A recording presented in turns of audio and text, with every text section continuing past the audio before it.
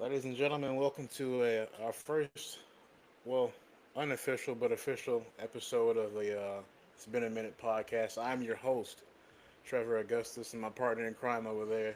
It's beard finally growing back after he had to cut it. What's up, man? It's Angus AJ Johnson. What's up, man? What's going on? It's crazy. Um, if you remember the Geico lizard, Yeah, for some reason I looked exactly like him when I cut my beard off.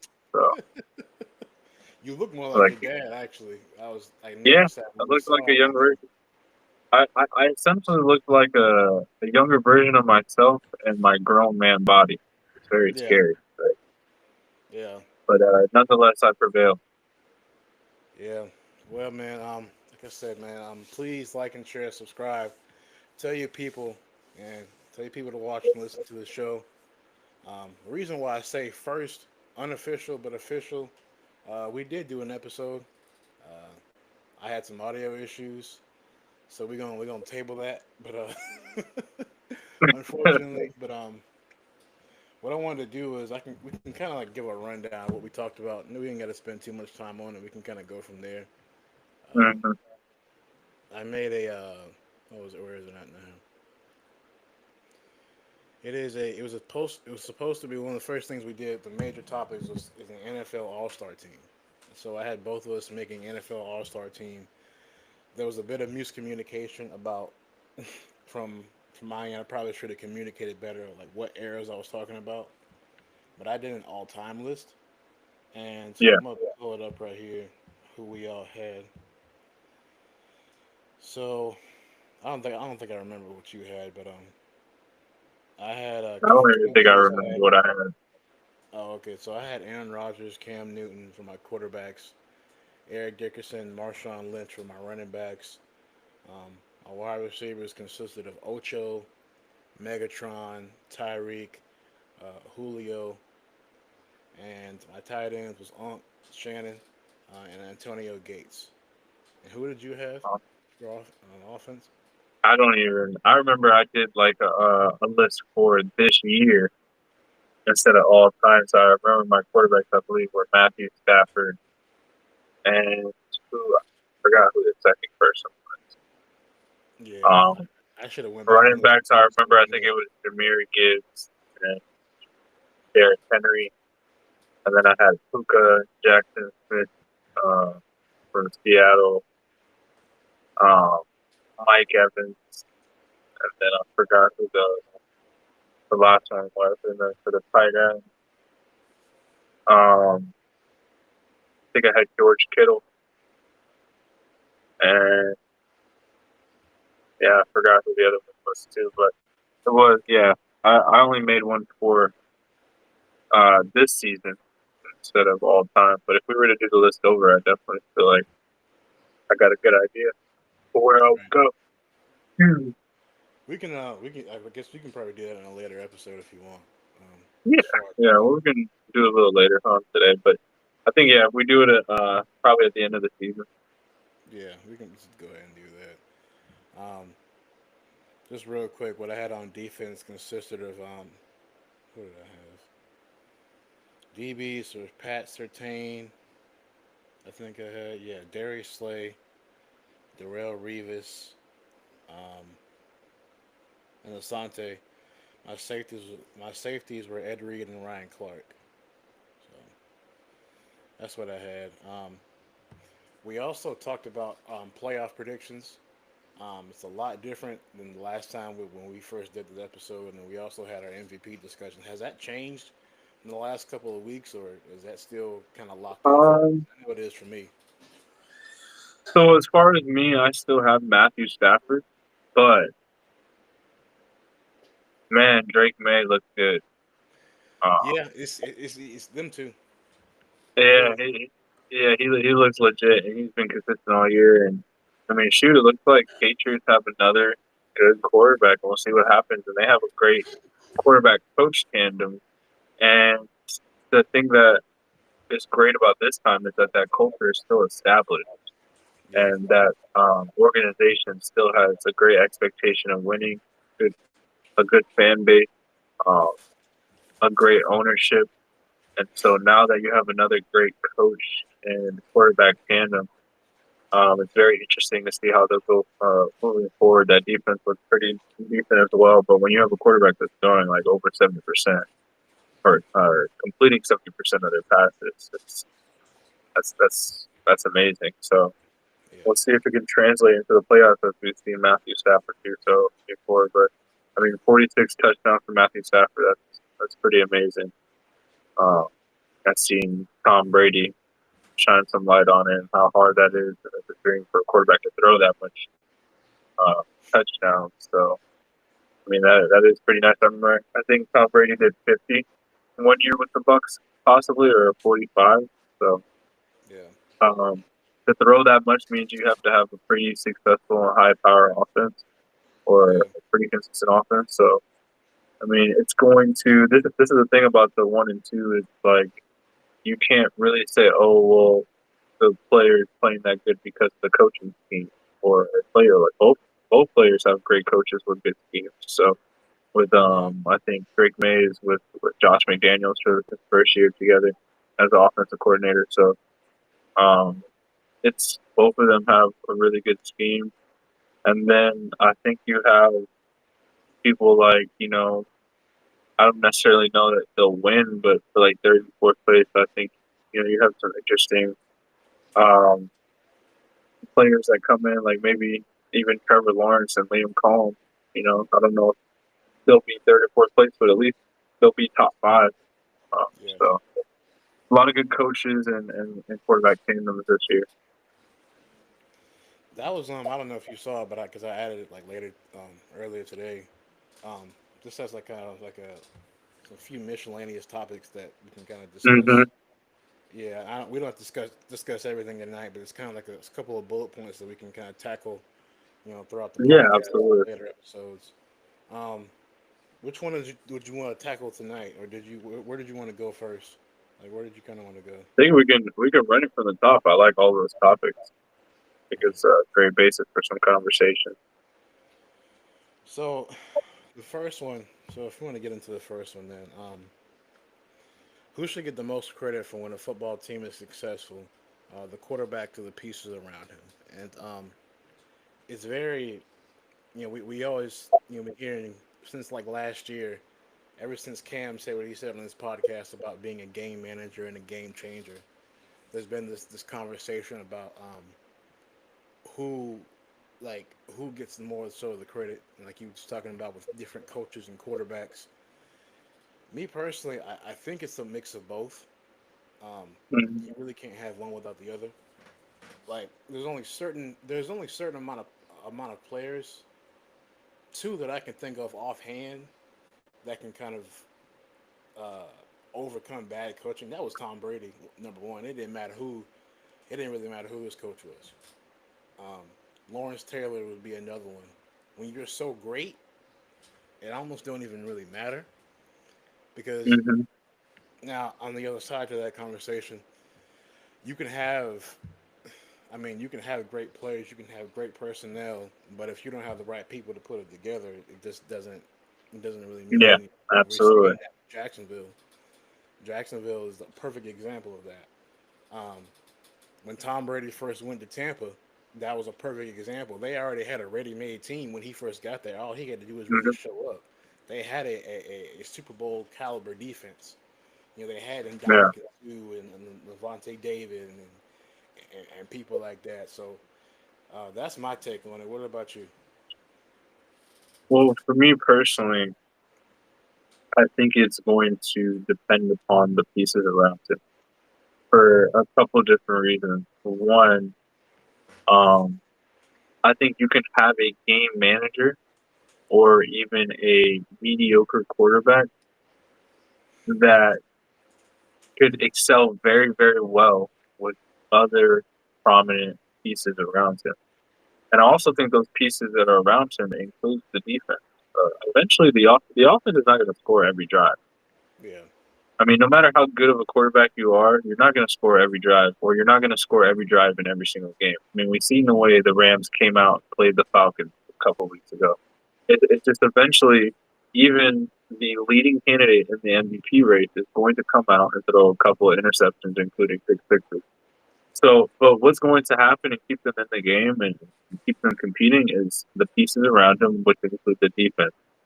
Um, I really do think that the Eagles are another example of that. Like, which we're going to talk about that in the next topic. I do think that Jalen Hurts, as good as he is a game manager. I don't think he's that spectacular when it comes to throws. I don't think he's that spectacular when it comes to plays. But you know what he does the best? You know the best thing that Jalen Hurts does is makes the right decision. That's probably like his best skill set. And that's why they're the most successful. When Jalen Hurts makes the right decision, it puts them in a place to win every single time, and they're unstoppable. Like Yeah. Patrick Mahomes is a game changer. Yeah. Josh Allen, game changer. Lamar Jackson, game changer. Joe Burrow. Yeah, Joe Burrow, game changer. Like these guys were Peyton Manning, game changer. Like Aaron Rodgers, Drew Brees, Phillip Rivers, all these guys change the games. But you have a lot of other teams that are successful with some of the players around them. And once you plug in a certain quarterback that knows how to manage those players well, and they know how to make the right decision, and they know how to not make certain decisions that put their team in bad places, that's exactly what's going to get them to the place where they want to be, which is that big game, the championship game, and then the Super Bowl. Kind of reminds me of a business that has great workers, has a great establishment, but what do they do sometimes? They change management. They may change the name. They may change the ownership. They may, you may even have a particular business fire their general manager and hire another manager, and then all of a sudden you see some type of excelling there. And it's because sometimes you just need the right person that's going to make the right decisions with the pieces that are already there. There's not a lot of, besides the names that we've said, there's not a lot of game changer. I would say Sam Darnold's becoming a game changer. Matthew Stafford's definitely a game changer. I think Jared Goff is a great game manager. He's another. But then again, Jared Goff can go like 20. He can go 80%, 90% sometimes with all the targets he has. Yeah. But he's another person that has a bunch of targets that, as long as he doesn't make the wrong decision, he's pretty good. You got Jahmyr Gibbs, David Montgomery, Jameson Williams, or Jameson Williamson, I think it is. I'm not sure. And then you got Amon-Ra St. Brown. Like, you have all these great targets, including their tight end, that I don't recall the name. And it's like all you have to do is make the right decision. So, Jalen Hurts is the same way. I think Caleb Williams has turned into a game changer this year. I think CJ Stroud is like teeter-tottering the line. Sometimes he has a great game. Some games he just, try not to make the wrong decision for the defense to come out and do what they do. So, it's all over the place. We have actually, if you think about it, we're at a time right now in the NFL where a lot of our young quarterbacks are more game changers than game managers. Like Bo Nix, Justin Herbert, Trevor Lawrence. Tua, before he was benched, was a game changer. Who else? Sam Darnold's becoming a game changer right before our eyes. Brock Purdy looks awesome right now. I never was a Brock Purdy believer. Now I gotta kind of jump on the bandwagon and be like, all right, let me. No, I was like, he was okay. I know he's been to a Super Bowl, but I'm like, yeah, he's been to two. You're right, and it's just like, to me, I'm just like, what? He to me was like the ultimate game manager, and now he's a game changer. He is definitely a game changer. So a lot of these guys. Take, but I'll let you have it. Nah, yeah, Brock Purdy, he looked good, and he wasn't. He was hurt for what 5-6 weeks this season. So, definitely a lot of quarterbacks right now are actually. like I think Dan Orlovsky really has opened the eyes of a lot of individuals in saying that that elite list is no longer a 3 to 5 quarterbacks. It's a 10 to 15 deep list where you have elite quarterbacks on every other team now. Yeah, yeah. I think I think the conversation really goes like like Cam said, and we can go ahead and since we're already talking about, we can go ahead and get into the next topic about game managers and game changers. But Tom Brady is the greatest game manager because if you look at his stats, he wasn't necessarily flashy. Like No, he doesn't have a lot of 5,000 yard seasons or I think he had a lot of 4,000 yard seasons. But I think his biggest year was with Moss. Um, mhm. you know, I think the question is, or the conversation is, it's like when you go out to play, are we going to win in spite of you, or are we going to win because of you? Yeah, exactly. You know what I'm saying? Like Mahomes, like when you have somebody like Mahomes or Burrow or Josh Allen, Lamar, you're expecting to win. Yep. You're expecting to, okay, we might not have all the pieces around us like we need, but we have this quarterback that's winning because of, and I think that's what really separates the whole game manager game. So it's like I think I don't think Tua is a game changer like that because I mean, Obviously not anymore. Yeah. yeah, I don't think he's a I But don't know. you gotta understand, Jalen Hurts was benched for Tua, and Tua came in and led them to the national championship. Tua is a game changer. I mean, But who's been to the Super Bowl first though? no, I understand that, and that's because Tua keeps getting headaches. But you know, I don't even think that boy can read a playbook anymore. Yeah, Nonetheless, a defense. throwing up gang signs of, I know, right? bro. I I thought know. He I thought crib he had walking. broke his hand. I saw him fall. I'm like, yo, is he? Oh, it's like this is the reaction. I Okay, know, right? Dude, it's tough, but I don't think he'll ever be the same again. I think he should just accept that check and come up in the booth and start talking why he still is able to keep talking. yeah, But you know, the thing about game changer, like you have to essentially like you said, you have to win because of that individual. There is more and more quarterbacks today than there was in the last 5 to 6 years. Than there was quarterbacks that are, their team is winning because of the quarterback. But I don't think it's bad to be a game manager. it's I not. think because you got to understand, game changers wish they had what game managers had.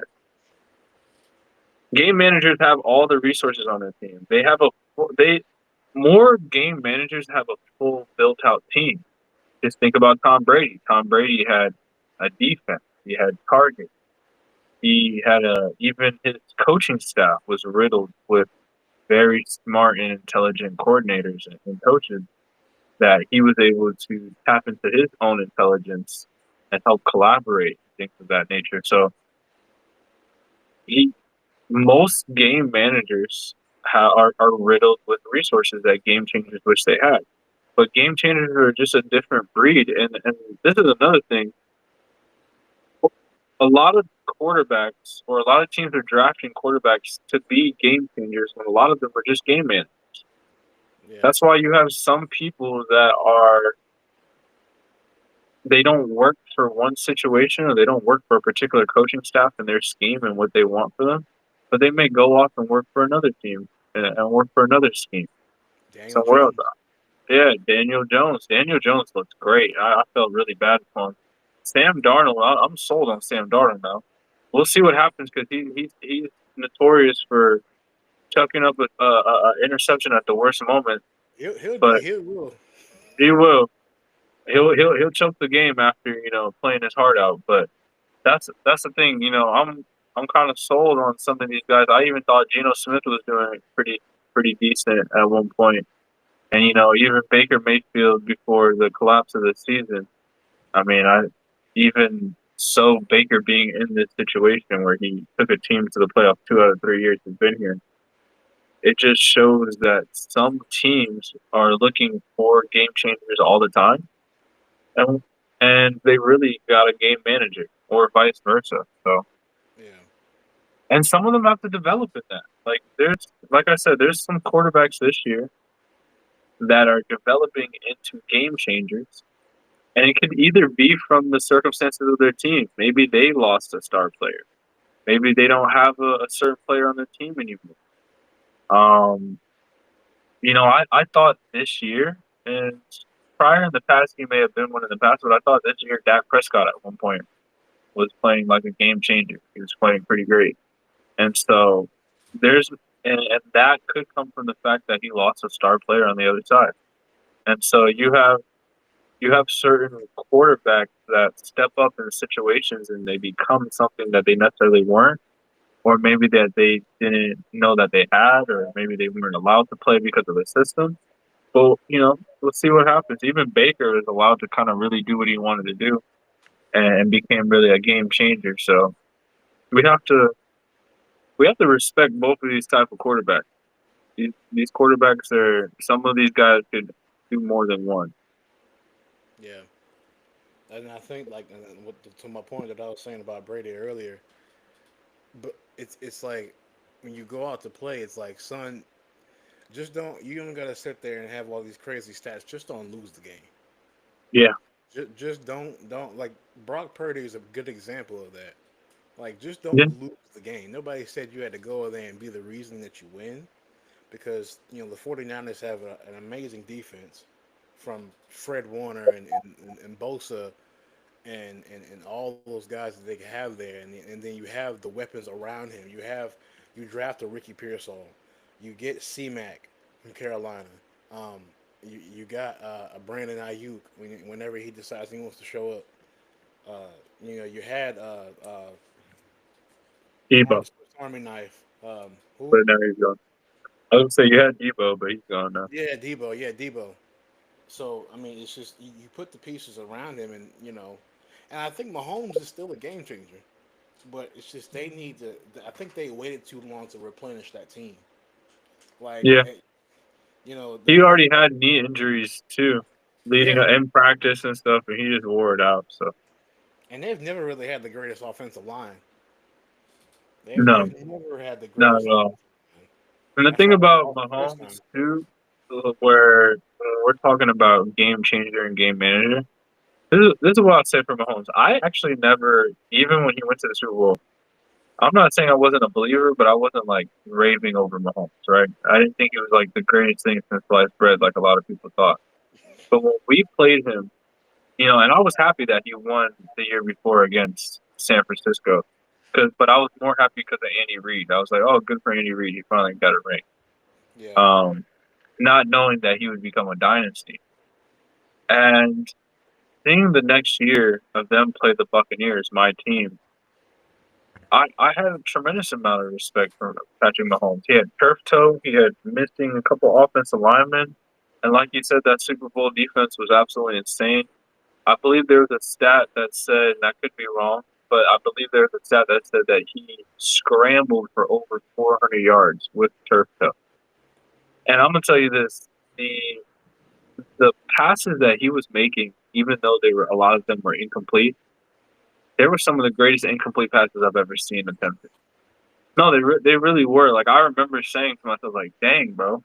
I'm like, even though that these guys can't catch the ball, or they keep dropping it, or they're not making the catch, he's literally making a perfect pass every single time. Whether he's scrambling, sidearm, falling out of bounds, and you have Levante Davis, Shaq Barrett, what's his name, Jason Pierre-Paul, Ndamukong Suh, Vita Vea, yeah, Antoine Winfield, all down his neck, and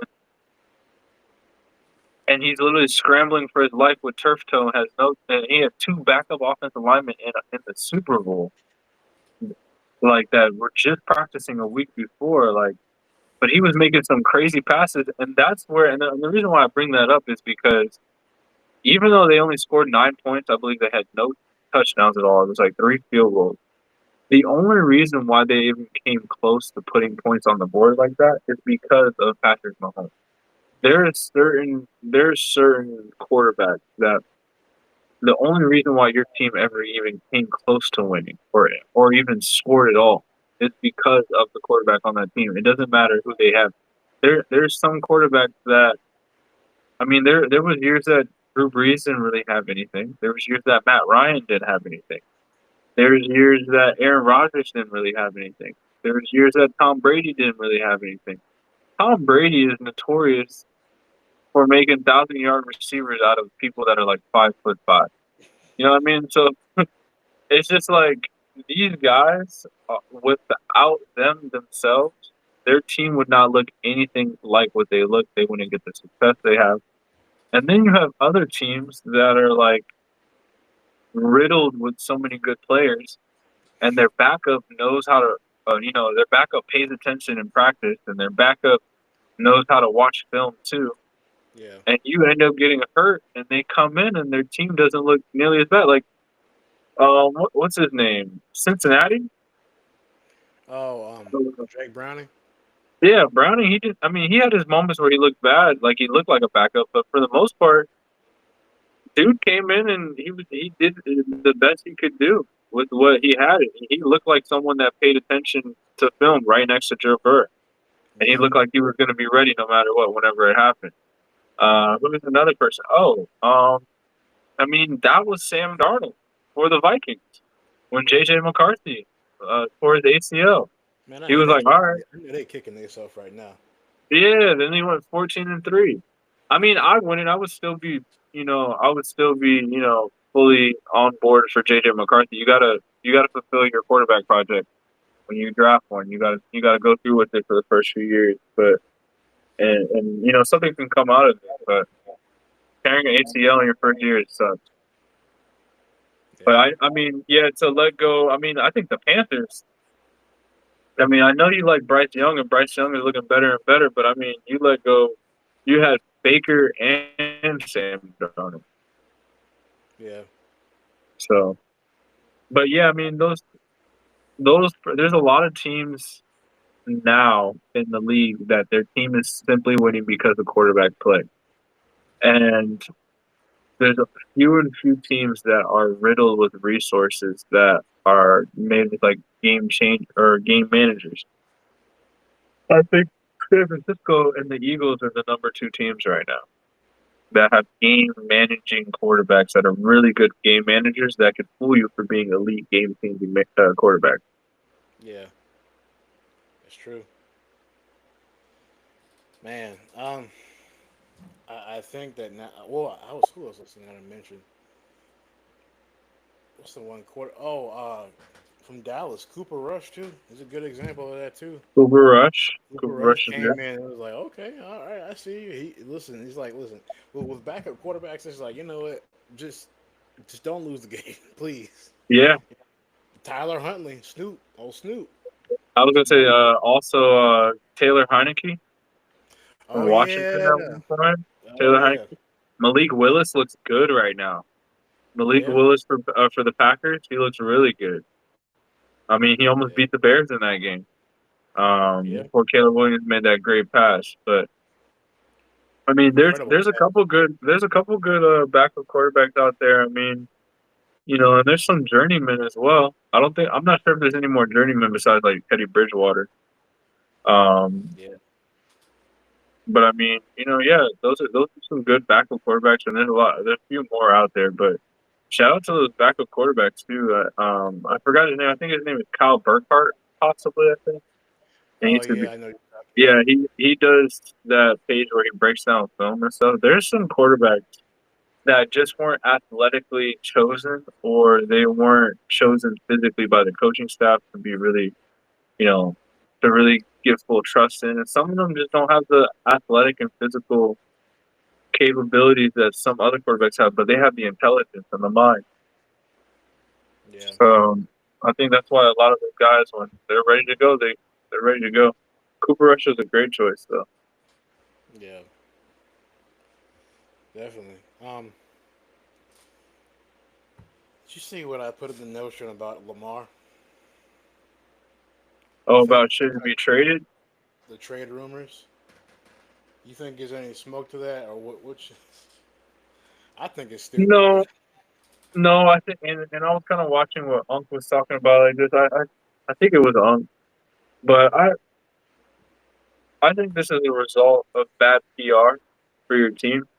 Yeah, Like you never want any tabloids coming out about your top player questioning trades unless it's really true. yeah, Unless you're really trying to, and this is the thing too.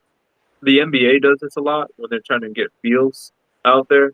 Like they'll drop little rumors so that they can have GMs call in and be like, "Hey, I hear you got this person on the chopping block, so to speak," and they just to get some calls out. And so this could be that tactic. Not saying that that's limited to the NBA, but I also do think that it's just a bunch of baloney. I don't think it's actually true at all.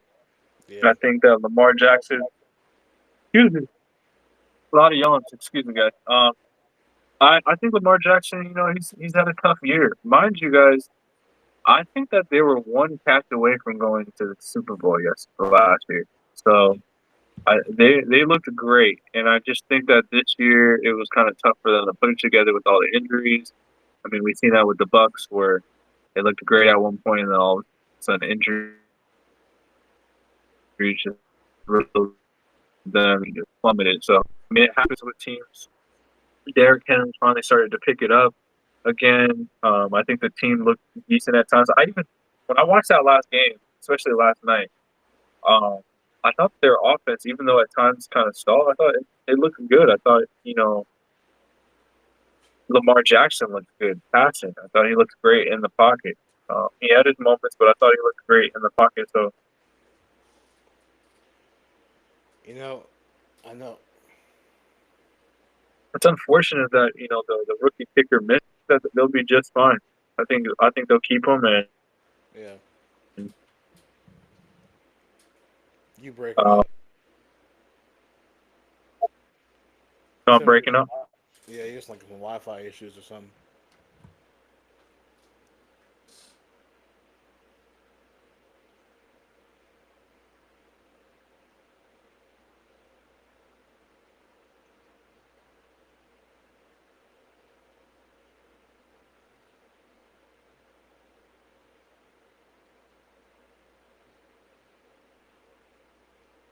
Can you hear me? Yeah, I can hear you. Oh, okay. Yeah, I'm not sure why it's breaking up. I see you and hear you. Oh, that's weird. Are we, No, but yeah, I think it's yeah, I think it's a bunch of baloney too. Like, I think with Lamar, you just need to put some pieces around him. That's all. yeah, Like, man, this is 3 years in a row between Zay Flowers fumbling the ball and Mark Andrews dropping that touchdown pass, and now oh boy missing the field goal. Man, I know is sick of putting his teams in positions to win, and his teammates let him down. I know that's gotta hurt, man. Um, but yeah, they need some pieces around him. That's I all. just yeah no, and I agree with that. And I think also too one thing that teams or they're a little bit more privy about than fans are, and so I'm sure that in the locker room they're not just thinking about the last play; they're thinking about all the plays that led up to them being put in a position to make one play. Yeah, Is because that's what they want to stop avoiding going forward is how can we eliminate mistakes from keeping us having to win the game by one play? Because I mean, how nerve wracking it is to have to try to win a game by a field goal, and it's crazy because that lively catch was amazing. That it Derek Lively catch, was. I watched it live. I was like, yo, no way. And you know what's crazy? I remember literally them setting up the field goal, and I was just like, you know what? I'm not really necessarily the biggest fan of Aaron Rodgers. I would love for him to be sent home and retired right now, as much as I like Mike Tomlin. But I just remember thinking, I was like, you know what? This is such a crazy game. He's probably gonna miss it, and then he missed it, and I just remember my face was like, what the? But yeah, it's just I was like, what the heck? But that's the thing; they continue to put themselves in positions to have to make that play. Like the defense, where was the defense? The dude Austin beat the corner on a route, and he just slipped on the double move, and I know that corner felt sick, but I'm like, bro, like, I'm like, Yeah, this bro. is They live have TV no Sunday Night defense, Football. You ain't had Kelly Clarkson just singing, boy. You man. not even Bro, gonna the fell on your Ravens face. they have no defense, dude. Oh no, they don't. Goodness And you know gracious, what's funny? T.J. Watt looked absolutely embarrassing and embarrassed every single time that the Ravens scored. I think yeah, both of those teams didn't really have a defense as much, So, yeah, well, yeah. we'll see what happens. We'll see. Anything can happen, but I don't think he's getting traded. That'd be, I mean, stupid. I mean, teams they had a chance to get him a few years ago when he was having contract talks. I wanted him to go to Atlanta personally. Just to, I was talking with my homeboy in Atlanta about that earlier. He's like, man, man, For Lamar Lamar would have Jackson, been upside down. Yeah, you know what's crazy too is that Atlanta has a great defense and they have really good offensive pieces. Bijan and Lamar Jackson would be great together. bro, him and But I Drake don't London and Kyle I don't Pitts. think that. Yeah, I think he's gonna stay though. I think he's gonna Yeah, stay. I think so It'd be too. nice, yo. To be honest, Lamar Jackson and Bucky Irvin in the Bucks would be nice. Yeah, I'm pretty sure you think that, don't you? He got some targets. He got some targets, but he wanted. I think to get a coaching staff, I'm still waiting for Todd Bowles to be fired. I literally just checked the notification. And I haven't heard anything yet. I'm waiting. I'm waiting to see that notification to the public that he's cleaning out his office as we speak. Yeah, tell that Yeah. man. I'll come pack his bags for him, free of charge. Hey, hey, you better call Gruden again. You tell Gruden to get That's off who I YouTube. want. That's actually who I want. Either that or at least a coordinator, Gruden as a coordinator. That's who I want. At least I don't really know about his brother Jay Gruden too much and how he's done. Obviously, he doesn't have a job right now, but except for sitting on a podcast. But um, it would be nice to get the Gruden family down here. Hire Jay Gruden. Let him hire his brother coordinator. Let's get back to some hard nosed mouth smack mouth football from Tampa Bay. Yeah, Ridiculous, man. I might want to try to go after Brian Flores too. Maybe. We'll see what happens. I'm excited for the future is because we still have some great defensive pieces, especially under contract. We still have some great offensive pieces under contract. I think we needed a whole new coaching staff, and I think we need a lot of defensive players, and even take a chance on a quarterback in the draft. I think to sit behind Baker and let him gradually take over Baker's position. I love Yeah, Baker. Baker's done a lot, but the thing about it is, this is the thing: the play style of Baker, he's gonna always consistently be hurt. He always gets hurt, yeah, and he's also getting older. This is one thing that's unfortunate to Baker. It makes him kind of smarter in some situations, but it's unfortunate that Baker's had a different offensive coordinator or coach almost every single year of his yeah, career, and so it is tough for him to be on the same page with someone. You can always look at it as Baker has gotten so many coaches hired as head coaches or different coaches. You can also say he's gotten some fired. So, you know, you it's kind of tough to look at it that way. But I mean, at this point, I think Baker is would make a. I think he would make a really good journeyman. I think he'll be the starting quarterback for the Bucks for the next year, if not year and a half. And I think if we can get another quarterback, they'll take over when he starts to go through his drought in the middle of the season. yeah, And then from there, depending on the success of the young quarterback, I think they'll take over the team. But it would just be so nice for us to draft a really nice quarterback. And I don't think we haven't had one in a long time. yeah. Y'all haven't had like a franchise quarterback since like who? Like Vinny Testaverde. I was gonna say Doug Johnson, but I guess the defense is really what carried that Yeah, team. Doug Johnson too. I mean, we keep bringing people on. I mean, we hired or not hired, but we drafted Jameson or Freeman and Jameis Winston, Mike Glennon, all those guys, and they were but took us to the playoffs. But the Bucks could do so much better, so much better. That defense absolutely is awful, man. Yeah. Atrocious and it's embarrassing. Speaking of coaches getting fired, it's been some spring cleaning, or should I say winter cleaning, uh, since the end of the season here. Falcons have fired Raheem Morris. The Browns have fired Kevin Yep, Stefanski. About time. Good lord, good time. Oh, look at get them God. out of here. Um, Raiders, they just gave up on. They said, Pete Carroll, bro, go home. Pete Carroll, just go home, bro. uh, Yeah, they say you old. They say you too old to do this. and the Cardinals part ways with Jonathan Gannon. What what co- which one of those coaches do you think maybe got fired a little too early?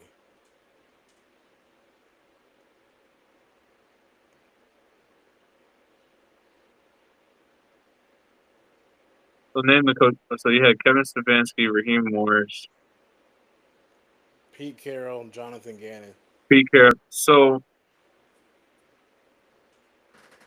I'm gonna say actually two of them, and on the verge of how long was John Gannon there? He was only there for a season, right?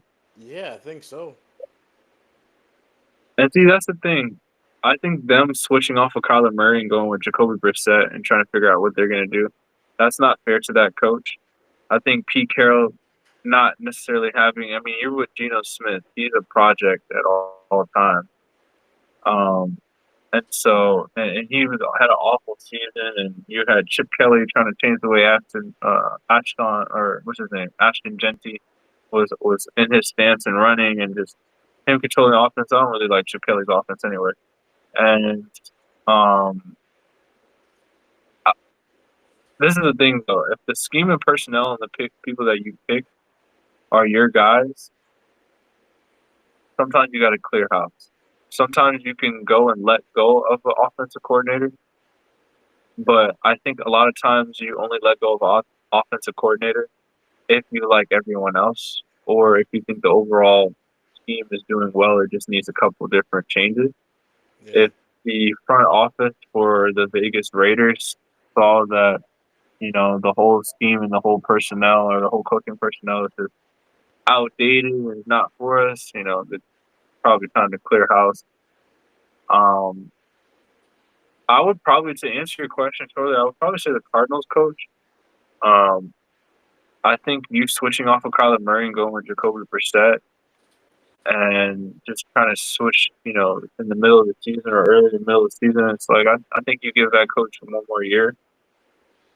Um, all the other coaches, I think I kind of expected. Raheem Morris, this is the thing. My dad wanted him to get fired. Never liked him. He used to be a Buccaneers coach as well. He started off as a defensive back coordinator or coach for the Bucks. Um, and he's always been a young coach. And I will say this: I think he definitely has respect of the locker room. But I just think that they themselves expected so much of him. I think we all did. We all expected the Falcons to be one of those teams this year. And it kind of just flopped. And if you ask me, I don't. I think that they flopped the situation as soon as they signed Kirk Cousins to that huge deal, and then went out in the same summer and drafted Michael Penix. Like, what are you doing? Why wouldn't you get more help for Kirk Cousins or save your freaking money and draft Michael Penix and then sign more big players, or or save your money for the future for like people like AJ Terrell and Drake London and Bijan Robinson and other guys like that. So I don't understand what Arthur Smith and that team was doing. It kind of shows why they haven't won anything, before. There's a lot of times why organizations show you right off the bat why they haven't won in so long or why they haven't won at all. And so yeah, I think all the other coaching firings were pretty much justified. I think that Cardinals coach probably a little too early. Raheem Morris, I'm kind of back and forth because he was only there 2 years. Yeah, Like I'm back and forth. He was only there 2 years, but at the same time, I get it. You got Bijan Robinson, you got Kyle Pitts, Drake London, you got all the Leonard Floyd, Algier, AJ Terrell, um, all those pieces around your quarterback and or around you and your personnel is probably one of the most underrated in the NFL. And what was that record like? Eight? How many games they won this year? Who for the Falcons? Yeah, I think it was just 8 and 9 or yeah. I think they were like 8-9 7 and or 10. something like that. Yeah, see,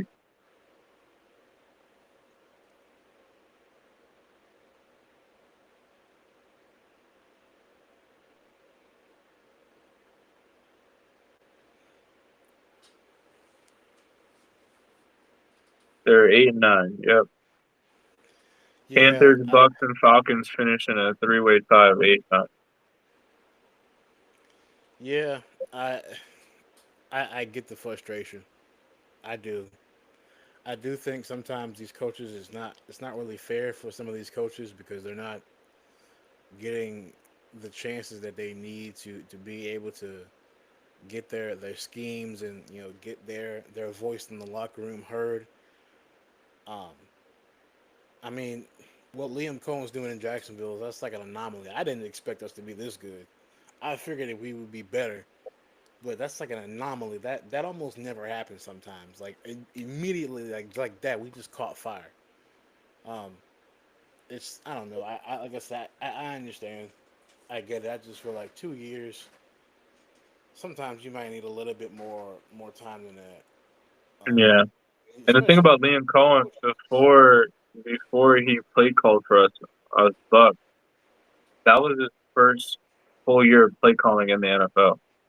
He yeah, was like a high school, college play caller, or like, and he kept going back and forth in the NFL and college and stuff, and just kind of in and out. And Todd Bowles just kind of gave him an opportunity. And he did very, very well. So you're right, that is like an anomaly that doesn't happen a lot of times. And I mean, in some situations it does happen, and then you still have like Sean McVay was one of those situations where Ray C grab ranks of a team. He's been good, and one thing about Sean McVay, he's been good ever since. He does have a couple seasons where he's had tough break and they didn't make the playoffs.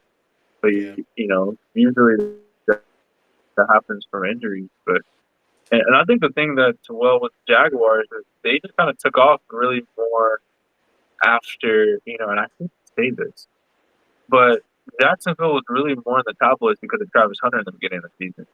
And then yeah, when he got hurt, people stopped paying attention about Jacksonville. All of a sudden, you turn the TV on it on a Jacksonville Jaguar game, and it's a couple weeks later you realize you're like, oh, these guys are actually kind of good, and their yeah, record is really good. So, um, they just kind of sneak up on us. But Liam Cohen is a great coach, and it's good for him, especially with the way that these teams are firing really quickly. And it sucks too because we offered him a contract. He accepted it, and he ended up coming back and rescinding it for that offer, which I think is a lot more money, and you get to be a head coach instead of coordinator. And I think he was smart because there was a lot of people that in the Bucks organization that already want Todd Bowles gone. We wanted him gone for the last 2 to 3 seasons. And with the way Liam Cohen was doing very well in the middle of the season towards the end, a lot of people were like, "Oh, Liam Cohen take over, Liam Cohen take over, Liam Cohen take over." Either that or resign him. And I think Liam Cohen's like, you know what? If I come back and I do a really good job, there's going to be a rift between me and this head coach the whole time. People are going to think he's trying to take my job, or he's yeah, going to think I'm trying to take his job, or blah blah. So I think he's like, you know what? I'm going to go take 10 more extra $1 million and have my own team. yeah, yeah. I think with Cohen, like, cause one of the biggest things from what I understand is the GM part of it, which man, And I as still a get Jaguars fan, to have firing that Trent Bulk was like the best thing we could have Florida done. weather and no income tax. Yeah, firing Trent Bulk was the best thing that we could have done, like for us, like structurally. getting Tony Hmm. Baselli is like the player, like in the front office too. Someone who's a Hall of Famer and a Jaguar who who can kind of put his voice and his stamp on things. That was one of the biggest things for him was getting that sort of that chain of command, and then he was able to bring in Gladstone, who was on the Rams staff when they won the Super Bowl. So that kind of Hmm.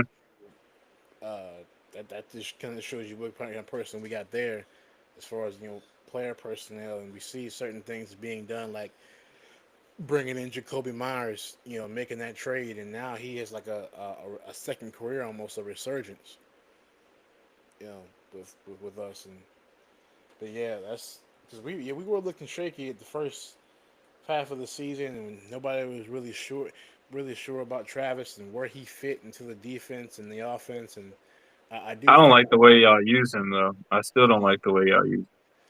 I think he's going to be mostly on defense when he comes back. I think so too, but the thing about it is, it's like it's not hard to package him in for two different formation sets where he has 16 and 20 plays. Yeah, It's really not hard. None of that, but it's just like he is a corner. He's that good of a cornerback because of his wide receiver skills. Uh, so I hope that Liam Combs fixes that and does a lot better with that, and tries to package that in a lot better. And I think honestly, a lot of the lack of success came from them trying to utilize the number two overall pick and try to make him a focal point, knowing that people were watching the game and going to the game because of him. And it kind of just took away from his overall scheme of what he wanted the offense to be in general. But the yeah, reason why you have to use him on both sides is because you moved up for him to draft him in the second pick. yeah, You don't move up to draft a cornerback. It's happened before, but you just don't do it. You don't move up to draft a wide receiver. It's happened before, but you just don't do it. You just don't do those things. It's not smart, it's not wise. You don't do that for your team. But what you do is you move up and you draft a person that plays wide receiver and cornerback so good that he won so many awards in college for it, including the Heisman. You do trade up and draft the Heisman, the number two pick. And if that Heisman happens to play cornerback and wide receiver, that's exactly what he has to play in the NFL. So I think if you don't play him on both sides, he is a bust. No matter how good he is, no matter if he's a really good cornerback and he only plays cornerback, no matter if he's a really good wide receiver and he only plays wide receiver. To me, I think he essentially is a bust for the simple fact that you don't trade up and draft a number two pick overall and then don't use him for what you drafted him for. So if he's a cornerback wide receiver, you got to use him for both. yeah, He could be a dime package, and then you just put him in under both person personnel. Like, yeah, yeah. I think because I told people this too. Like, if people actually thought that, and I'll just say this, based on like how he is supposed to fit, I think if people were expecting him to dominate like he did in Colorado, mhm. that was never gonna happen. Yeah, That was never gonna be like he was not gonna do it. Like the thing is with Trav, like when he was in college, he was more oftentimes than not he was the best player on the field. On the in the NFL, nah. yeah, You got Jamar Chase, you got Justin Jefferson. You got to worry about. You have a Tyreek, a Devontae, um, JSN, a Puka, who else? T Higgins. You have AJ Brown, Devontae Smith. You have there's so many people that you have to account for as a DB, and then if you're playing wide receiver, and you got AJ Terrell, you have a Patrick Surtain. There's so many. So I think that if people were expecting him to just dominate like he did, I didn't think that was gonna happen.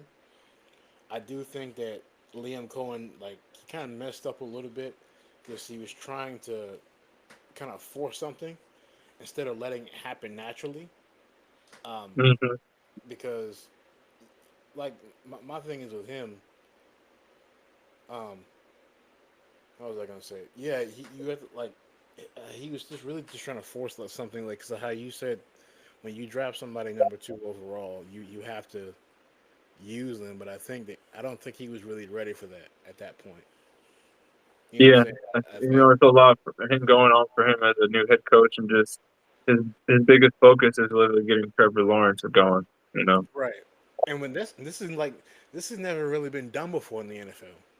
nope, Like we've had players like play both sides in college, but this is like the first time I think that's ever been attempted to have a player play both sides. And listen, I think he's a better DB than receiver, but yeah, I think he's a great DB, but it comes a lot from his wide receiver skills. I think he's a great wide receiver, and because he plays the ball like a wide yeah, receiver, you still kind of breaking up. and sometimes the guys that are out there, a lot of them played receiver first.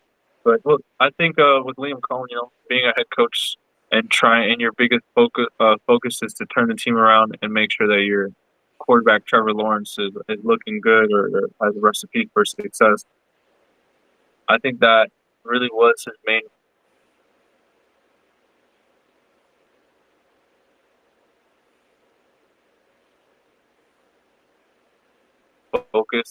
And like you said, I hope that when he comes back, they're able to utilize him in a way that not only lets him ease into the game again, but I mean he barely went through his first season, and so I'm hoping he stays healthy and things like that.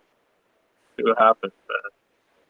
Yeah, yeah, I'm starting to disconnect a lot. There was a part of that conversation that I disconnected for like 2 whole minutes, and then I came back and you were just mid conversation, and I yeah. I just don't know. stayed still. It's weird. Yeah, Can you hear me? Can you see me just fine, or is everything good, or what? you have like a small little echo that's following you, but it's fine. I think it's because of me. I know the connection that I'm in this apartment is awful. Oh, okay. Internet issues. I've had them before. I can Yeah, already. I can cut whatever unnecessary parts out anyway, so it's fine. yeah, This is for a sure. good conversation. I think this is a little better than what we did last time. No, Um, for sure. you got any thoughts on your old coach in Michigan, or you want to skip past that? Because it's kind of been talked about already. Yeah, we can kind of skip past that. As far as like the college stuff, I try to stay away from it because I don't know too much about it and I don't keep up with it too much. I Yeah, know we got a new coach that came from Utah, but I don't really know his name, not too much about him at all. yeah, yeah. As far as the whole Sharon Moore thing, just got to be careful. That's all I can say We with that. should we should wrap up the conversation with the smaller market conversation. I think that's a good topic. Yeah, I was about to get to that because we were talking about Jacksonville. Man, Yeah. Sean Payton. I get what he was trying to say, but I think Liam Cohen kind of took it as a kind of almost like a little brother comment. I Hmm. kind of did too. You know what? What is? Goodness, what is this? Because hold on. Let's get on Google real quick. Hold up.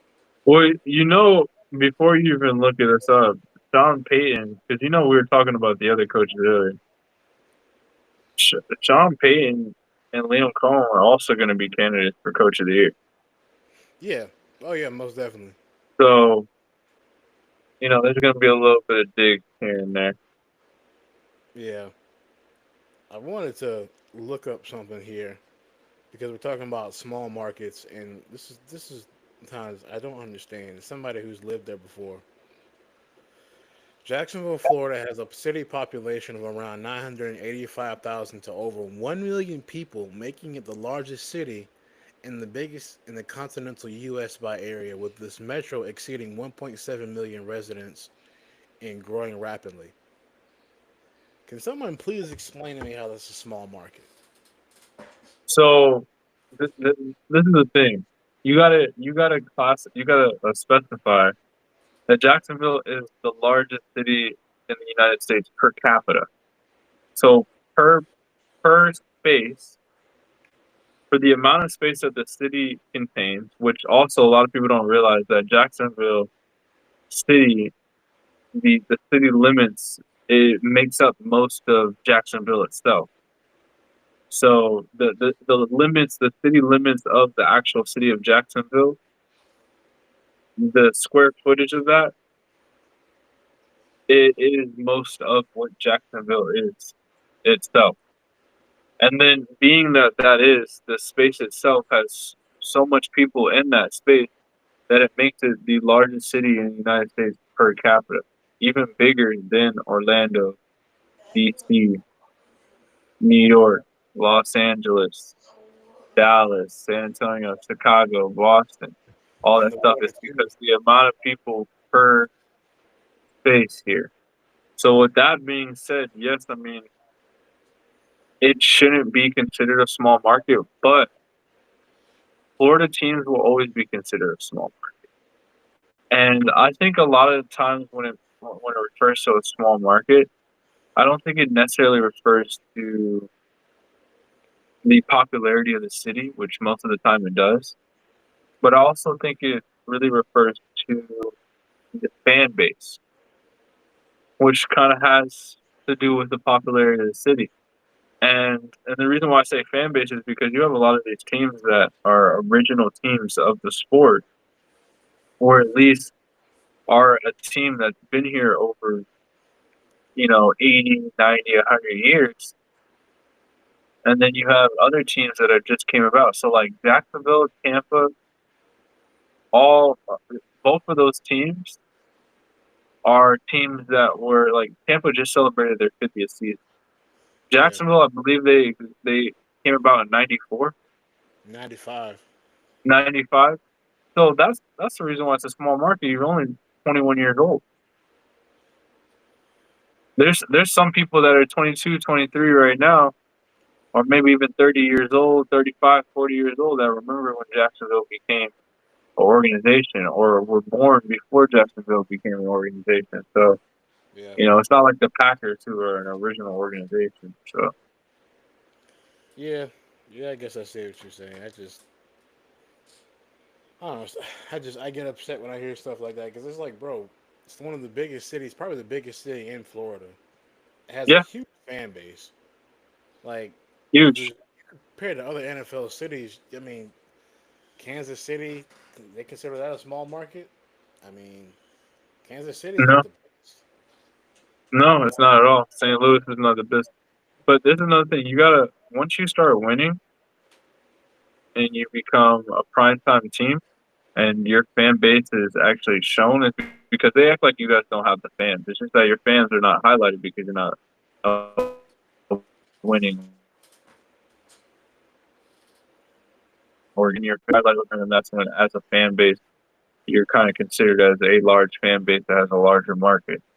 But it also, I think, as far as TV wise, so as far as TV deals, as far as TV stations, as far as broadcasting, I think, as well as you got to understand when it's like a New York Knicks game, the amount of commercials on TV and the type of commercials that are happening, those those companies, those marketing agencies and consulting companies are pushing a lot of their products on these New York games, these Orlando games, Chicago, Boston games, LA games, because there's so much more people to see those commercials and see those products. It's because it's a big city team, it's a big market team. And so there's the amount of people that are watching a Charlotte Hornets versus a Milwaukee Bucks game is not nearly the amount of people that are watching a Clippers and Warriors game. It's Yeah. it's just not nearly enough, or it's not like how you're watching a Nuggets and OKC game.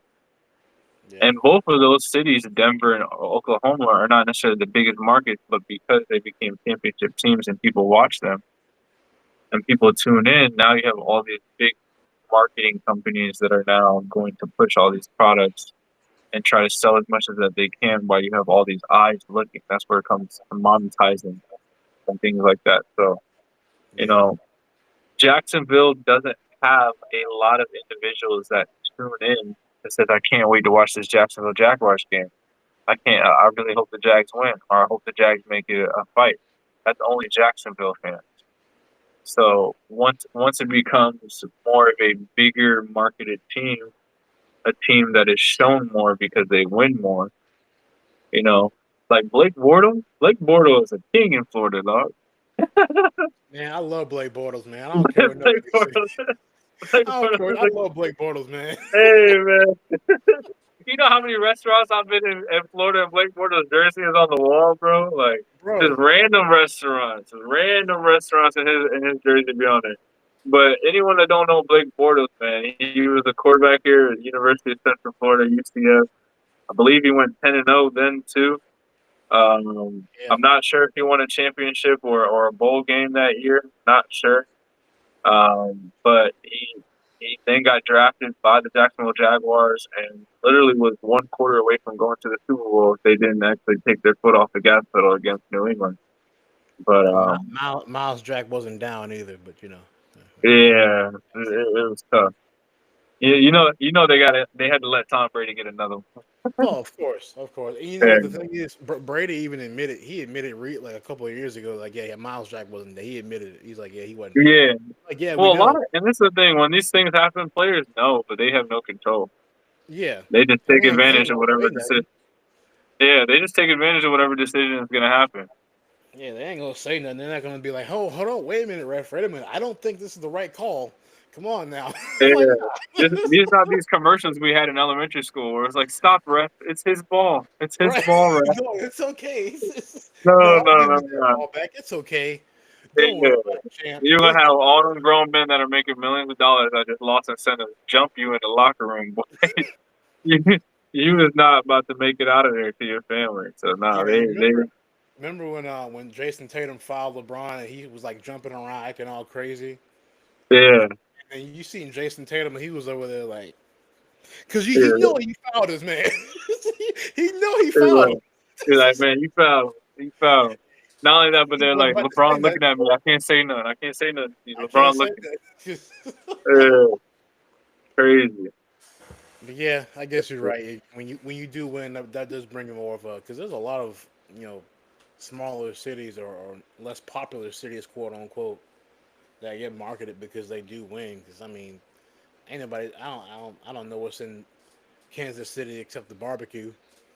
Um, I mean, obviously you got those bigger teams like an LA or an LA team or a New York team or Atlanta.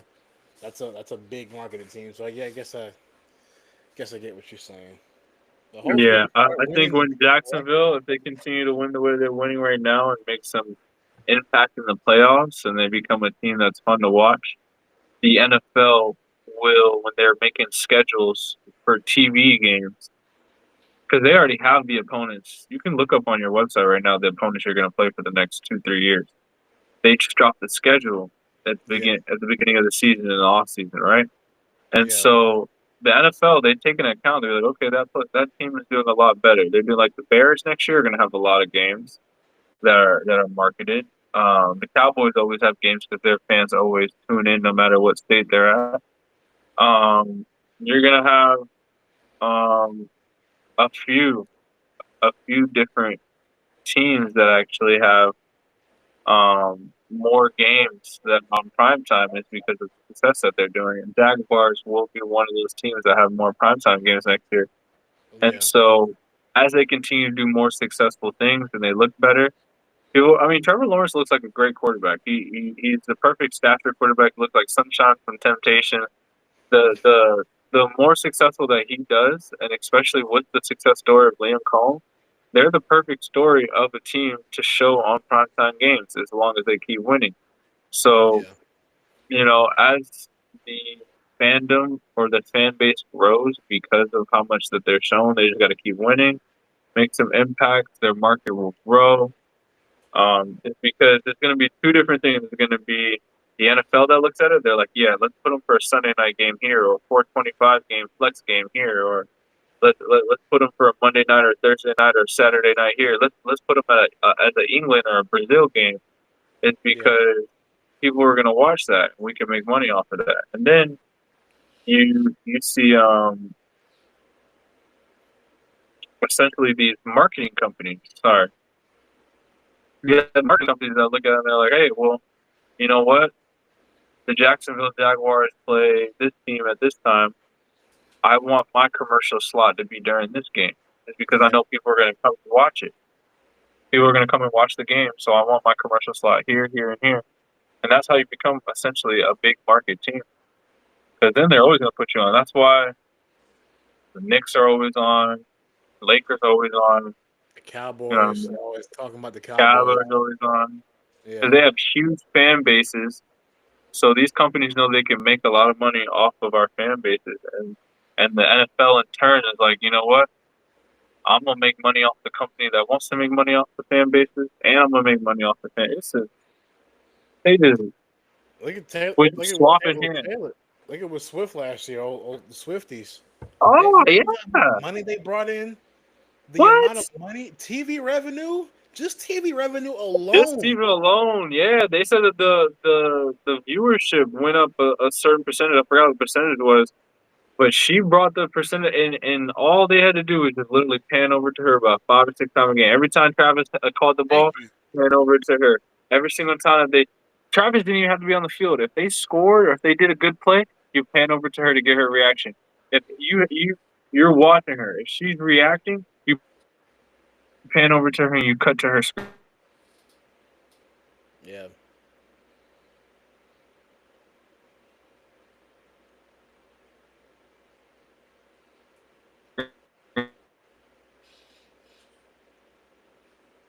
Seems like you're breaking up again.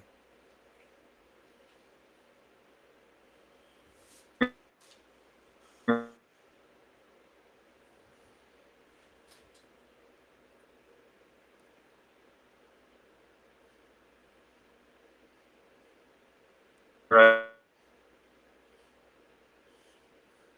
away.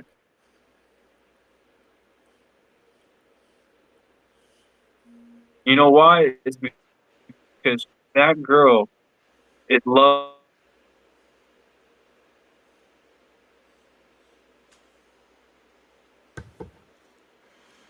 Well, let's see. Hey, Okay. sorry, Nah, but you got disconnect. I get the gist of what you're saying though. Like man, honestly, like that whole demographic between like 8 to like probably like 30 years old, you got little girls who don't know the difference between a touchdown and a first down. Like watching these games, these little girls, all they know is they see Taylor. Yeah, I, th- I but think I read something last year. It was like something crazy, like what 300 and something million, 300 and something million. yeah, it Crazy. was a crazy number that she brought in, and I thought it was insane. I don't know if they paid her anything or whatever, so they just kept making money off of her, simply just trying to support her boyfriend, which is crazy. But you know what I think too as well. You got to think of. I always like to think about the bigger picture and always think about the impact, right? I, my girlfriend now, she's very, very open to sports, but she's not the huge big, the biggest fan. Rather, she doesn't watch it. She's not a fan, but she knows a couple players here and there. But she doesn't really know it as well. But there's a few sisters that I've seen or even talked to that know football very well. Whether it's their husband, their boyfriend, their brothers, their dad, or maybe that they grew up liking it and they start to learn it more and more. You can talk to them about it. I just think that the amount of girls, teenagers, toddlers, not even toddlers, but like more like, you know, just children, like anywhere from like 8 to 30, like you said, that are big fans of Taylor Swift that got exposed to football. Out of those hundreds of millions of new viewers, there has to at least be, let's just say, 5 to 10% of those individuals. Let's just say it was 30 or 300 million, and 5 to 10%, which is like 15 to 30 million. Imagine 15 to 30 million of those 300 million said, you know what, I want to start watching football. I want to get into it. I want to enjoy it. So you're going to have a great amount of women in the next generation or from the next generation that enjoy football. And we already seeing more female coaches, female referees and umpires and officials. So I think it is kind of cool to an effect that it expands the sport and it exposes to other people that, you know, guys all the time talk about football. So all we needed was Taylor Swift to be on the screen and look like, it's going to be hard for them to, grasp what we're seeing or we're trying to show it to them. But they see someone that they like, they're exposed to it and they want to watch it. Yeah. Well said. Well said. Well, guys, that is a wrap. We're gonna go ahead and wrap back there. We can table the whole playoff discussion probably like on next time we shoot, whenever we shoot next. We Yeah. get to it today, but we didn't really have time. But that's fine. We can Yeah, do it Wednesday before the playoffs start. yeah, that's fine. Yeah, Wednesday is still that's fine. So yeah, that is a wrap. It's been our first official, unofficial episode of It's Been a Minute podcast. Please like, share, and subscribe. Like I said, I'm your host, Trevor Augustus. And my partner in crime to the left is Angus, AJ Johnson. Appreciate y'all for listening, Yes, guys. sir. Catch you later. Legendary. Legendary. And we're going to get sued. I should do it. Facts. Hey, Prime, leave me alone. You got enough money, dog. Right. Hey, they said that lawsuit was perfect timing. But